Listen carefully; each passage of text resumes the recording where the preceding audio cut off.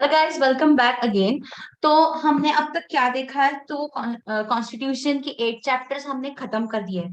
तो अब हम 9th चैप्टर देखने वाले हैं। तो 9th चैप्टर में मैंने कल ही बोला था कि हम देखेंगे president, vice president.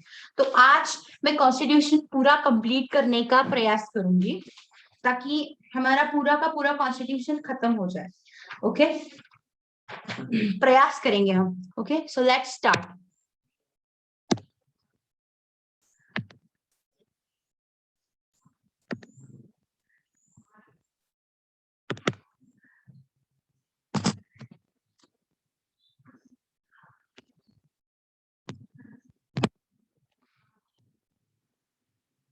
Okay, so अब प्रेसिडेंट तो हम सबको पता है, प्रेसिडेंट कौन होता है।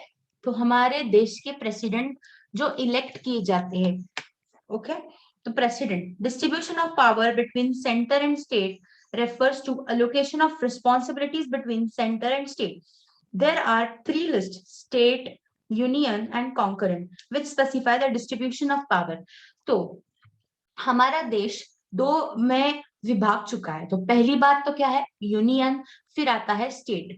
तो पहली बात तो यूनियन में जो है, यूनियन मतलब कहा जहां पर हमारे प्रधानमंत्री जी बैठते हैं, और स्टेट मतलब जहां पर गवर्नर्स स्टेट को रेगुलेट करते हैं। ठीक है, तो ऐसे 3 लिस्ट बनाई गई है हमारे कॉन्स्टिट्यूशन में।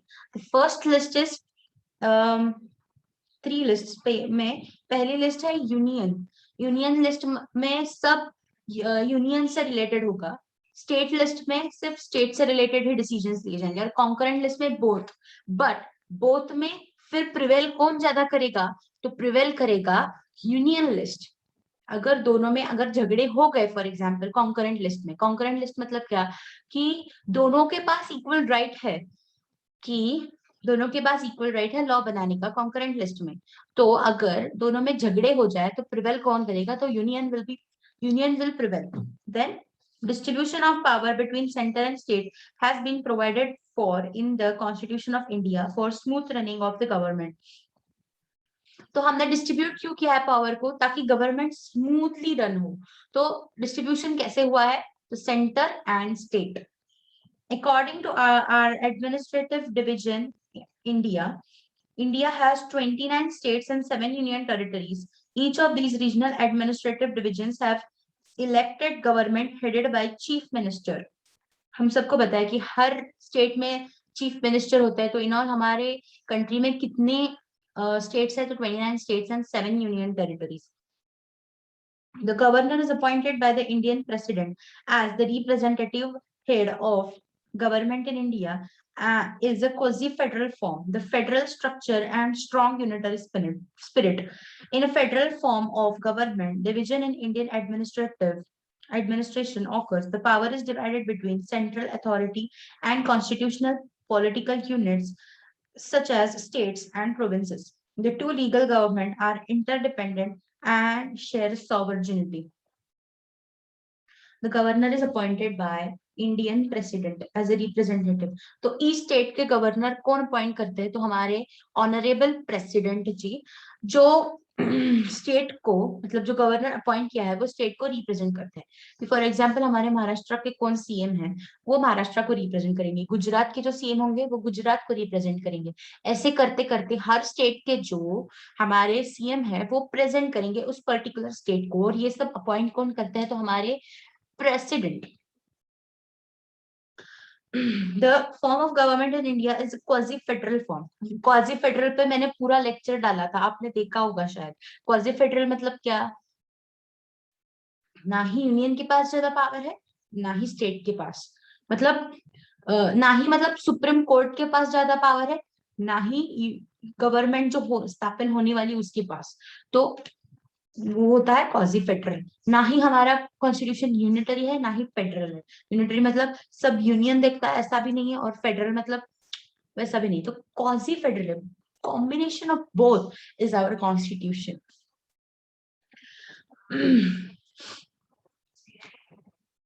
These the two level of government are interdependent and share sovereignty. The federal system also provides that constitution is the supreme power of land. The federal system also provides that constitution is the supreme power of a land. Constitution हमारा क्या है? तो supreme power है हमारे land का. Okay. Based on the distribution of powers between central and state government, there are 3 lists. जैसे मैंने बताया, union list, state list, and concurrent list. Powers entertained by both center and state is a concurrent list. First, union मतलब सिर्फ union के पास certain union के पास ही law बनाने का ये है. यूनियन के बाद आता है स्टेट लिस्ट, मतलब सिर्फ स्टेट के पास है, यूनियन के पास कोई राइट नहीं इस पर लॉ बनाने का. और concurrent, both have equal rights. Union list consist of subject on which central government और Indian parliament can make laws. मतलब कौन लॉ बना सकता है? तो पहली बात तो सेंट्रल गवर्नमेंट और Indian parliament can make laws. तो पहले यूनियन लिस्ट में कौन लॉज बना सकता है? सेंट्रल गवर्नमेंट, मतलब सेंटर में जो बैठी हुई गवर्नमेंट है वो, और पार्लियामेंट, दोनों लॉ बना सकते हैं लिस्ट 1 में. These subjects are included in list are of national importance. जब कोई भी यूनियन लिस्ट में डिसीजन लिया जाता है तो वो नेशनल इंपॉर्टेंस का हो जाता है. नेशनल इंपॉर्टेंस मतलब क्या कि जिससे नेशनल इंपॉर्टेंस से रिलेटेड है. फॉर एग्जाम्पल कॉन्स्टिट्यूशन में क्या होता है, अमेंड होते हैं कुछ लॉज, तो वो नेशनल इंपॉर्टेंट हो जाता है. बजट आता है हर साल, तो वो भी नेशनल इंपॉर्टेंस का ही तो है, तो वो यूनियन लिस्ट में आएगा, ना कि स्टेट लिस्ट में. The central government has power of making laws on these subjects at all times, also during emergencies. There are 99 subjects on which central government can make laws. Emergency में भी किसके पास right होता है? तो union के पास right होता है law बनाने का. इमरजेंसी मतलब मैंने कल बोला था, जैसे वॉर लाइक सिचुएशन आ गई तो किसके पास राइट है? हम दौड़ते दौड़ते किसके पास जाएंगे? सेंट्रल गवर्नमेंट के पास. There are in all 99 subjects on which central government can make law. There are how many subjects? 99 subject on which central government can make laws. कौन लॉ बना सकता है? तो सेंट्रल गवर्नमेंट लॉ बना सकता है. इसमें 99 सब्जेक्ट है. फिर है state list. The state list contains 66 subjects of local or state importance. The state government have the authority to make laws on these subjects. State, अब देखेंगे, मैं लिख रही हूँ. यूनियन के पास कितने सब्जेक्ट मैटर पर लॉ बनाने के?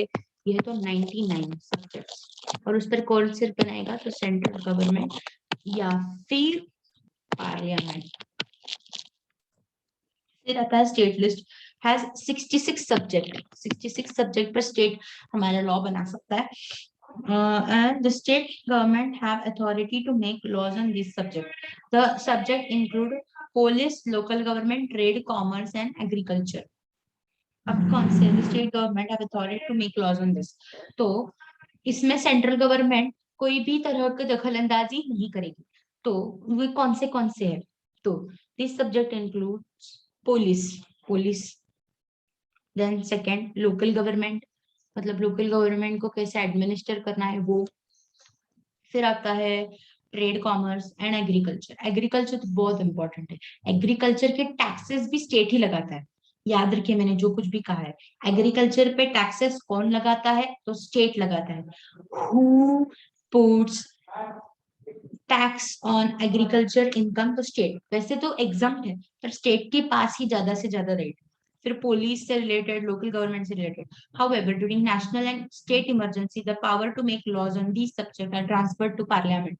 मतलब अगर स्टेट में कोई इमरजेंसी आ गई, जैसे वॉर लाइक सिचुएशन आ गई या फाइनेंशियल क्राइसिस आ गए, तो राइट फिर ये स्टेट गवर्नमेंट के पास नहीं रहता, तो ये राइट ट्रांसफर हो जाता है किसके पास? तो पार्लियामेंट के पास. तो पार्लियामेंट उस पर आप लॉ बनाएगी. अब आपका कोई हक नहीं है गवर्नर जी, समझ रहे हैं? Then concurrent list. Okay, understanding?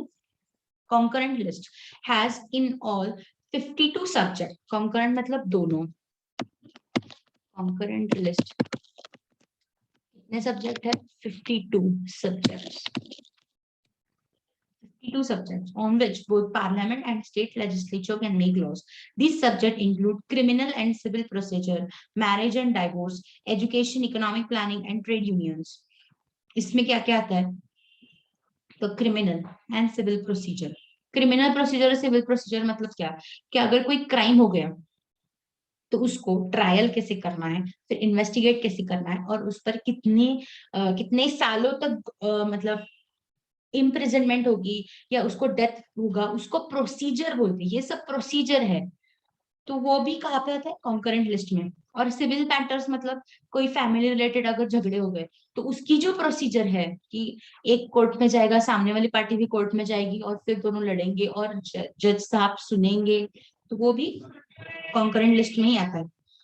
या फिर एजुकेशन से रिलेटेड, मैरिज एंड डाइवोर्स से related. Yet in case of conflict between the law made by central and law made by state legislature, the law made by central will prevail. जैसे मैंने बोला कि अगर centre और state में दोनों ने अपने अपने हिसाब से लॉ बना लिया और दोनों में झगड़े होने लगे, तो what will prevail, centre will prevail guys. Okay, what will prevail guys, centre will prevail.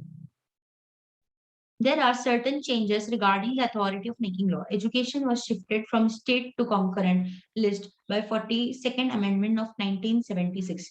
Education was shifted from the state list to concurrent list. अब पहले क्या होता था कि स्टेट के पास राइट थे एजुकेशन से रिलेटेड कुछ भी मैटर्स पर डिसीजन लेने के। फिर 42nd अमेंडमेंट किया कॉन्स्टिट्यूशन में। अमेंडमेंट मतलब क्या किया, तो 42nd चेंज लाया कॉन्स्टिट्यूशन में और क्या बोला कि अब कॉन्करेंट लिस्ट में जाएगा। मतलब दोनों मिलकर बोलेंगे कि एजुकेशन स्टेट में कैसे होंगे या एजुकेशन इंडिया में कैसे होंगे। Okay, apart from power mentioned in these lists, there is also a list of miscellaneous function called residuary power. Residuary power मतलब थोड़ा extraordinary power होता है। These are not mentioned in any three lists, and right to make laws are these subject is called residuary power. Right to make laws is called residuary power. Extra power है, ये तीन list में नहीं cover है पर फिर भी extra power।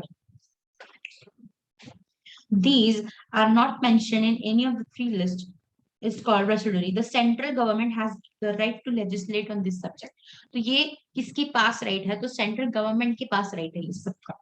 The polity of India can turn into complete unitary character during emergency on the ground of failure of constitutional machinery, and during such a situation union becomes all powerful. मतलब वैसे तो हमारी जो power है वो divide किस किस में हुए हैं, तो सेंटर और स्टेट में। मतलब सेंटर जब कोई लॉ बनाता है तो स्टेट अपने अपने हिसाब से लॉ बना लेते हैं। फॉर एग्जाम्पल जीएसटी, अब सेंटर ने बोला है कि जीएसटी जो है, मैं एग्जाम्पल लू पेट्रोल का, महाराष्ट्र में पेट्रोल अभी मुझे करेक्ट आज का दाम नहीं बताया पर एक जनरली 108 रुपए लीटर चल रहा है। ओके, और गोवा में अगर हम जाए तो वहां पर पेट्रोल की कीमत क्या चल रही है, 98 to 96 शायद चल रही है। तो ये डिफरेंस क्यों है, यूनियन ने रेट बताया है कि 108 या 109 होगा पर हर एक स्टेट में अलग अलग क्यों है, कि स्टेट अपने अपने हिसाब से लॉ बनाते हैं। पर अगर वही कोई वॉर लाइक सिचुएशन आ गई तो सेंटर बताएगा कि पेट्रोल का दाम क्या होगा और सभी स्टेट को वही फॉलो करना पड़ेगा। क्योंकि जब इमरजेंसी आती है तो यूनियन के पास पावर हो जाती है और union is all power over the country. मैंने आपको अच्छा आई थिंक एग्जाम्पल बताया कि स्टेट अपने अपने हिसाब से, सेंटर जो कोई भी बताए उसके हिसाब से सेंटर बताते हैं लॉ। मैंने जैसे पेट्रोल बोला, पर फिर भी स्टेट अपने अपने हिसाब से लॉज बदलते रहते हैं, थोड़े बहुत, ज्यादा नहीं बदलना है, ठीक है। पर फिर भी फुल एंड फ्लैश पावर किसके पास है, तो सेंटर के पास है। जिसमें मैंने पेट्रोल का एग्जाम्पल दिया आपके। वैसे अल्कोहल भी हमारे स्टेट में ज्यादा महंगा है और शायद अल्कोहल स्टेट लिस्ट में ही आता है, पर फिर भी अल्कोहल हमारे यहाँ महंगा है और गोवा में शायद कम होगा। जयपुर में तो अलाउड ही नहीं है, सॉरी जयपुर नहीं, कहाँ पे अलाउड नहीं है, गुजरात में तो अलाउड ही नहीं है। मतलब alcohol is band in Gujarat. Why this is all happening कि स्टेट अपने अपने हिसाब से बना रहे, इसीलिए तो बोला यूनियन, स्टेट और कॉन्करेंट। कॉन्करेंट मतलब दोनों मिलकर बनाएंगे। जैसे दोनों गवर्नमेंट ने मिलकर बोला कि 14 साल की उम्र तक आपको फ्री एजुकेशन दिया जाएगा। Okay, understanding, I hope the concept is clear. और अगर आपको कोई डाउट आए तो मुझे कमेंट में बताइए, मुझे बस बताते रहिए अगर आपको कोई डाउट आए तो। Okay guys, Now we are moving ahead towards chapter number 12 of Constitution is Supreme Court of India. हमारा प्यारा प्यारा सुप्रीम कोर्ट, हमने प्रेसिडेंट देख लिया है, अब सुप्रीम कोर्ट बहुत बड़ा चैप्टर है। आई थिंक मुझे ये वीडियो अभी स्टॉप कर देना चाहिए और नेक्स्ट वीडियो जरा बड़ा होगा, लंबा होगा, पर आप जरूर देखिए, मतलब 30 से 35 मिनट तक का तो होगा ही। फिर हम देखेंगे कॉन्स्टिट्यूशन और नॉन कॉन्स्टिट्यूशन, खत्म ही होने को आया गाइस। प्लीज आप अपना रखिए, मतलब आई होप आई मुझे पता है, पर फिर भी रखिए, ओके।